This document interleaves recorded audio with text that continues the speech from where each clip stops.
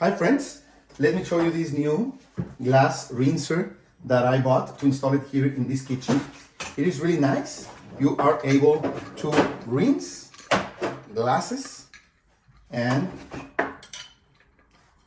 other articles like this, pressing this and getting water out of the main faucet, okay? So we are going to install it here. Let me show you how it works and how it will look. Now this rinser is installed. As you can see, we just have to push it and it will get water in the cup, in the base, and out to the drain.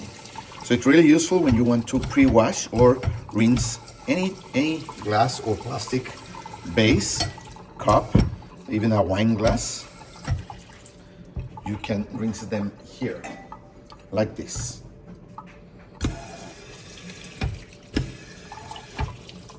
Installation was really easy, just the hole that you saw we did, and we only need this water connector here.